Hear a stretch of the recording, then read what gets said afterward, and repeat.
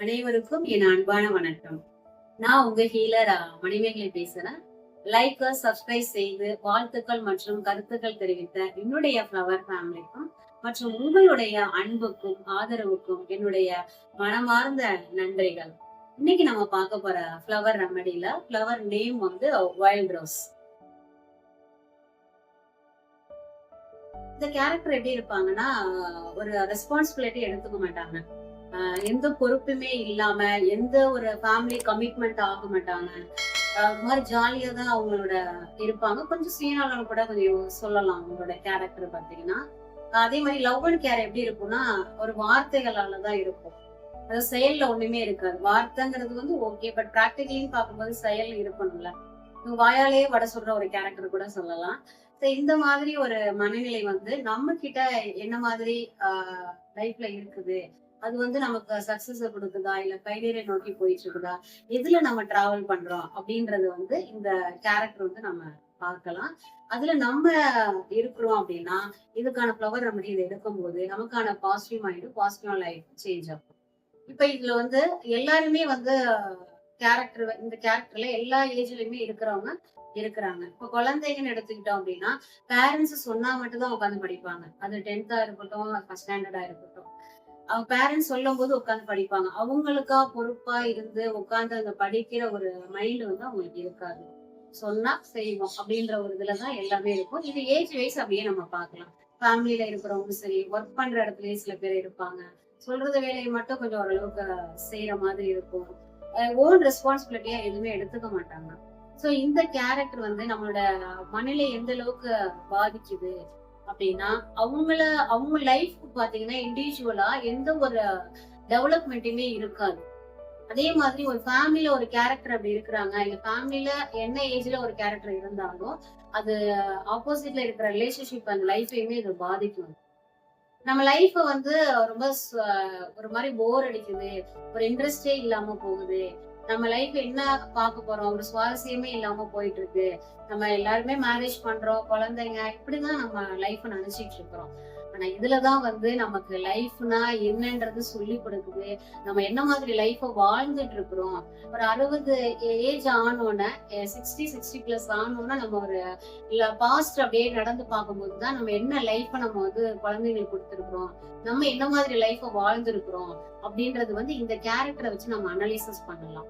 ஏன்னா இது 2 விதமான ஒரு லைஃப் வந்து பாதிக்குதுன்னு சொல்லலாம். ஒண்ணு இண்டிவிஜுவல் அவங்க லைஃபையும் பாதிக்கும், அந்த பர்சனை நம்பி இருக்கிறவங்க லைஃப் வந்து பாதிக்கும். அதுவும் மேஜரா வந்து அவங்க ஒரு குடும்ப தலைவராகவோ தலைவியாகவோ ஒரு இம்பார்ட்டன்ட் ரோல்ல பிளே பண்றாங்க ஒரு ஃபேமிலியில அப்படின்னா அது ரொம்ப அவங்க லைஃப் வந்து பாதிக்கும். இது கேட்கலாம், லைஃப் வந்து போரா இருக்குது, நம்ம அம்மா அப்பா இருந்தோம், அப்புறம் நம்ம குழந்தை, இப்ப நம்ம மேரேஜ் ஆகி நமக்கு குழந்தை இப்படியே போயிட்டு இருக்கு அப்படின்ட்டு. அதுலதான் லைஃபோட ஒரு சுவாரஸ்யம் இருக்குன்னு நான் சொல்லுவேன். ஏன்னா எல்லா பேரண்ட்ஸும் குழந்தைங்களுக்கு என்ன கொடுத்துட்டு போறாங்க, அவங்களுக்கு அவங்க அந்த ஜெனரேஷனுக்கு என்ன கொடுத்துட்டு போறாங்க அப்படின்றத இங்க நம்ம பாக்குறோம். இப்ப நம்ம குழந்தைங்களை வளர்க்குறோம் அப்படின்னா நம்ம 2 ஜெனரேஷனுக்கு நம்ம சொல்லிக் கொடுக்குறோம். அது அறிவு சம்பந்தப்பட்டதா இருக்கட்டும், அன்பு சம்பந்தப்பட்டதா இருக்கட்டும், நாலேஜா இருக்கட்டும், நம்மளுடைய ஃபேமிலி பழக்க வழக்கங்களா இருக்கட்டும், எதுவா இருந்தாலும் நம்ம பிள்ளைக்கு நம்ம எந்த அளவுக்கு இன்புட் கொடுக்குறோமோ, எந்த அளவுக்கு அதை சொல்லி கொடுக்குறோமோ, அவங்க அடுத்த ஜெனரேஷனுக்கு அவங்களோட பிள்ளைங்களுக்கு சொல்லி கொடுப்பாங்க. அப்ப நம்ம 2 ஜெனரேஷனை வந்து இங்க நம்ம உருவாக்கிட்டு இருக்கிறோம். இதுக்கு இடைப்பட்ட காலத்துல நம்ம வந்து பேரண்ட்ஸ் குழந்தைங்கன்னு பார்க்கும்போது நம்ம குழந்தைங்களுக்கு மேரேஜ் பண்ற வரைக்கும் இன்னைக்கெல்லாம் வந்து பேரண்ட்ஸ் எல்லாம் நிறைய பேர் எவ்வளவு விஷயங்கள் வந்து லைஃப்ல நடக்குது. பேரண்ட்ஸ் இல்லாம போயிடுறாங்க. சம் லைஃப்ல எல்லாம் பாத்தீங்கன்னா குழந்தைங்களே ஒரு மாதிரி சுச்சுவேஷன்ல டெத் ஆயிடுறாங்க. இப்ப இங்க எது வேணாலும் இங்க நடக்குது. சோ அப்ப நம்ம லைஃப் வந்து நம்ம எவ்வளவு பொறுப்பா என்ன அவங்களுக்கு தேவை அப்படின்றது ஒவ்வொரு காலகட்டத்திலயும் நம்ம வந்து கரெக்டா நம்ம பிளான் பண்ணி கொடுக்கும் போதுதான் நம்ம 60+ ஆகும்போது அவங்களுக்கான ஒரு ஒரு லைஃப் நம்ம கொடுத்துருக்கிறோம். அப்படி அவங்க மேரேஜ் பண்ணி வைக்கும் போதுதான் நமக்கு தெரியும், நல்ல பசங்களை நம்மள படிக்க வச்சு நல்ல ஒரு மேரேஜ் பண்ணி லைஃப செட்டில் ஆகிட்டோம் அப்படின்ற ஒரு மனசு வந்து நமக்கு ஒரு சாட்டிஸ்ஃபைடா இருக்கும். அதே மாதிரி 60+ல நமக்கு ஒரு லைஃப் வந்து ஒரு நிறைவான ஒரு லைஃபா இருக்கும்.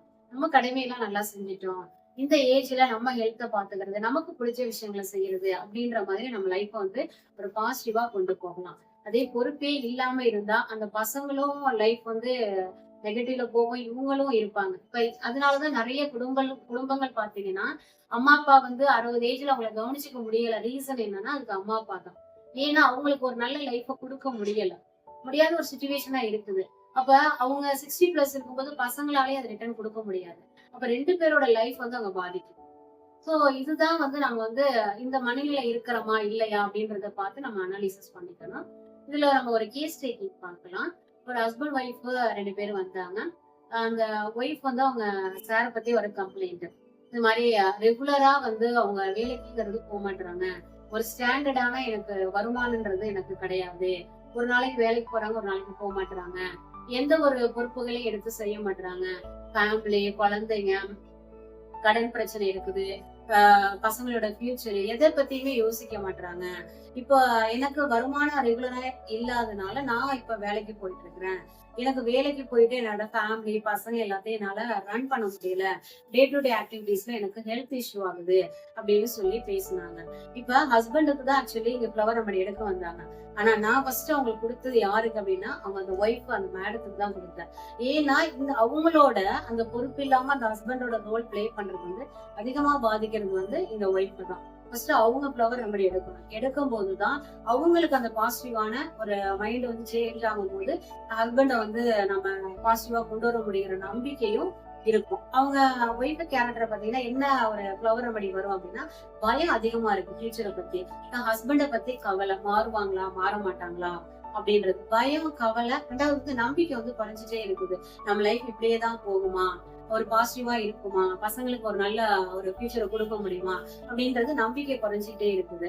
சோ அந்த மேடத்துக்கும் ஃப்ளவர் ரெமடி கொடுத்தேன். சார்கிட்ட கேட்கும் போது என்னால நான் இப்படிதான் இருப்பேன், இதான் என்னால செய்ய முடியும் ஒர்க்கு அப்படின்றது ஒரு பொறுப்பு இல்லாம தான் அவங்கள்ட்ட பேசுற விதமே வந்து அதுவே பொறுப்பு இல்லாம தான் இருந்தது. சோ இந்த மாதிரி ஒரு கேரக்டருக்கு நம்ம வந்து அந்த ஒயில்ட் ரோஸ் அப்படிங்கிற ஒரு ஃப்ளவர் ரெமடி கொடுக்கும்போது அவங்க லைஃப் வந்து பாசிட்டிவா சேஞ்ச் ஆகும். அந்த ஃபேமிலியுமே சந்தோஷமா ஒரு அமைதியான ஒரு ஒரு நிம்மதியான லைஃப் வந்து அந்த ஃப்ளவர் ரெமடி வந்து ஒயில்ட் ரோஸ் வந்து கொடுக்கும். இந்த இந்த கேஸ்ல இருந்து நம்ம தெரிஞ்சுக்க வேண்டிய விஷயம் என்ன அப்படின்னா, பொறுப்புங்கிறது வந்து எந்த வயசுல வரணும் அப்படின்றது ரொம்ப முக்கியம். ஒரு ஏஜ் ஆன பிறகு வர்றது அப்படின்னா வந்து அது எந்த யூஸ்மே அவங்களுக்கு இருக்காது. பொறுப்பு, ஒரு ஏஜ் இது ரொம்பவும் வந்து நம்ம கனெக்ட் பண்ணி நம்ம இந்த ஃப்ளவர் ரெமடியை நம்ம பார்த்தோம் அப்படின்னா, நம்ம இந்த மலையில இருக்கிறோம் அப்படின்னா இந்த ஃப்ளவர் ரெமடி எடுக்கும்போது நமக்கு பாசிட்டிவான மைண்டும் பாசிட்டிவான லைஃபும் கண்டிப்பா இது சப்போர்ட் பண்ணும். ஒரு மனசு பத்தியான ஒரு கவிதை. மனதில் பொறுப்புகள் வந்தால் வாழ்க்கை மீண்டும் மலர்ந்திடும். புதிய ஒளி பிறந்திடும். மனச பத்திரமா பார்த்துக்கோங்க. நன்றி. மீண்டும் சந்திப்போம். உங்க ஹீலர் மணிமேகலை.